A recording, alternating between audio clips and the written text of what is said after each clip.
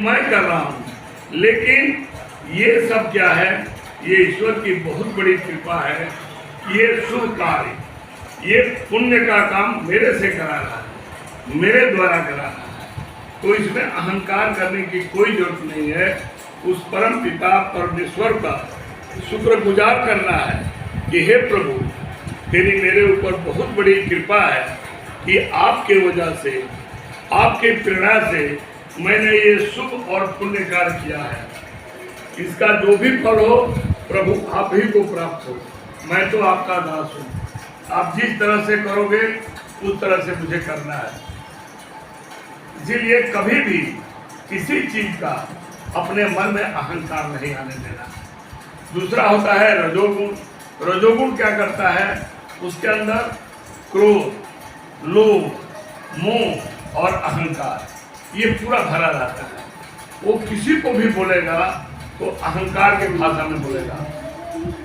प्रेम की भाषा रजोगुण में आएगा ही नहीं, है ना। उसके अंदर प्रेम होगा, वो दिमाग में यही सोचता रहेगा कि कब किसका मैं बुरा चाहूँ, मेरे द्वारा मैं किसको कब परेशान करूँ।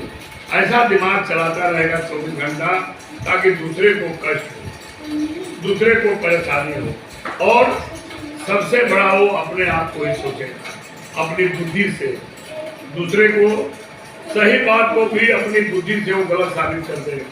ये होता है रजोगुण का। और तमोगुण में क्या है, न तो उसको अपने धर्म से मतलब है और न उसको अपने कर्म से मतलब है। आलसी स्वभाव रहेगा, कोई कुछ कहे बस गया, अपना पेट भरा और उसके बाद खत्म, सबसे रिश्ता खत्म, उसको बाकी कोई रिश्ता नहीं है, सिर्फ पेट भरने से मतलब है। तो वो क्या होता है, तमोगुण में आता है। तो ये जो 3 गुण हैं जो इंसान के, ये तीनों गुणों में इंसान बधा रहता है। और अगर ईश्वर को पाना है तो इन तीनों गुणों से अलग जाना पड़ेगा। अलग जाने का मतलब क्या है, इन तीनों गुणों के रहते हुए ईश्वर को हर समय सब कुछ, जो कुछ हो रहा है सब प्रभु कर रहे हैं और सब प्रभु के माध्यम से हो रहा है। एक बार क्या हुआ कि एक मंदिर बन रहा था, तो एक महात्मा जी वहां गए। तो उन्होंने गए तो क्या किए, एक मजदूर को बुलाए, तो बोले कि सुनो भाई इधर आओ, यहाँ क्या हो रहा है। तो मजदूर बोलता है, अरे क्या हो रहा है, हमें क्या मतलब क्या हो रहा है, अरे हम तो मजदूर आदमी हैं, अपना आए हैं, ईंटा गारा ढो रहे हैं, जो मिलेगा शाम को अपना दहाड़ी लेंगे चलते रहेंगे, हमें क्या मतलब है क्या। महात्मा जी कुछ नहीं बोले। फिर दूसरे को बुलाए, बोले कि सुनो भाई यहाँ क्या हो रहा है। अरे बोला हो क्या रहा है, हम लोग मजदूर आदमी हैं, अपना दहाड़ी किए, भगवान का, कोई बोल रहा है भगवान का मंदिर बन रहा है, हमें क्या मतलब है क्या बन रहा है, घर बन रहा है कि मंदिर बन रहा है, अपना आए काम किए, अपना दहाड़ी लिए, चलता था। फिर तीसरा आदमी को बोले कि सुनो भाई, वो भी मजदूर था, बोले कि ये बताओ यहाँ क्या हो रहा है। बोला साहब हम लोग तो मजदूर आदमी हैं, काम के लिए आए हैं, लेकिन भगवान की बहुत बड़ी कृपा है कि 1 महीने से भगवान के सेवा करने का मौका मिला है। इतना बड़ा सौभाग्य कम मिलेगा, हम आए हैं और मजदूरी मिलता है और ये जीवन सार्थक हो गया कि 1 महीना से हम भगवान के सेवा में लगे हुए हैं।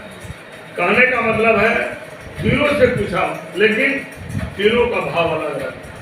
एक का भाव था कि भगवान का मंदिर बन रहा है, घर बन रहा है, हमारा शरीर उसमें काम कर रहा है और हमारा जीवन धन्य हो गया।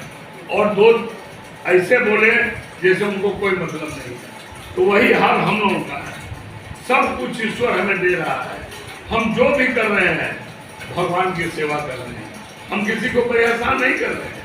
वो ये कहे कि हमने बच्चे को पाल दिया, वो हमारा धर्म है, अगर हम नहीं पालेंगे तो ये सृष्टि चलेगी कैसे। इस सृष्टि को चलाने के लिए भगवान ने सबको अलग अलग काम दिया हुआ। कोई ये नहीं सोचे कि ये मेरा काम है, हम किसी के लिए कुछ नहीं करते हैं, ये सब करने और कराने वाले परमात्मा है, जो सबसे जो है हर काम करा रहे हैं। और इंसान जो है उसी में कोई खुशी होकर अपना जिम्मेवारी समझकर कर रहा है, कोई प्रभु का काम समझकर कर रहा है खुशी से। चलो भाई, ये बच्चे हैं, प्रभु ने दिया है, इसका पालन पोषण करना हमारा धर्म है। और कोई जो है इसको बोझ समझ करके कर रहा है, अरे दादा क्या करूं, मेरा तो कमाते कमाते हालत खराब हो गया और इतना इन लोगों के लिए कर रहा हूं, फिर भी कोई मतलब नहीं। अरे जब तुम अपना समझ लोगे तभी तकलीफ है, जब आप ईश्वर का काम समझ लिए तो कोई दुख नहीं। और सबसे सुखी वही है जो भी काम मिले वो ईश्वर का काम समझो और ईश्वर के काम को समझ करके आगे बढ़ते रहो। क्यों? ये जीवन आज है कल नहीं है, इसका कोई भरोसा नहीं है कि ये कब सांस बंद हो जाएगी, क्योंकि ये गिनी चुनी है।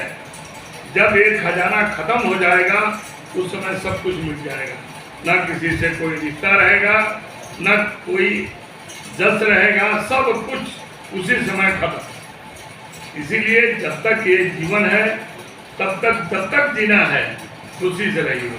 हमारा आपका कुछ है ही नहीं, न लेकर आए हैं न लेकर जाएंगे, ये सब माया का खेल है, ये सपना है। हम लोग जगे हुए हैं या सो रहे हैं, ये सब जीवन का संसार का एक भ्रम है, इसमें है कुछ नहीं।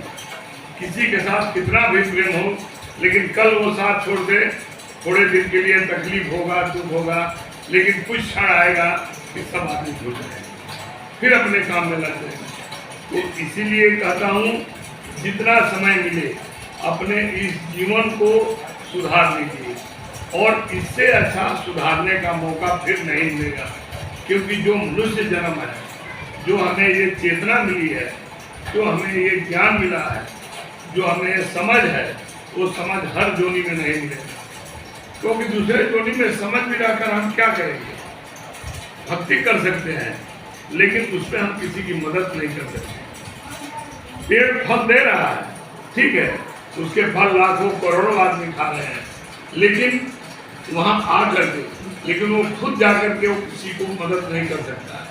जानवर है, गाय दूध दे रही है, लेकिन खुद जाकर के किसी को दूध नहीं पिला सकती है। इसीलिए ये सबसे कीमती क्या है? हमारा मनुष्य। जिसने इसको समझ लिया उसको कुछ करने की जरूरत नहीं है। पूजा पाठ बस यही है कि अपने हम सात्विक विचार कर रहे हैं, अपने मन के अंदर किसी तरह की दुर्भावनाओं को पनपने ना दें। क्योंकि मन ऐसा है कि बेलगाम घोड़ा है, जैसे बेलगाम घोड़ा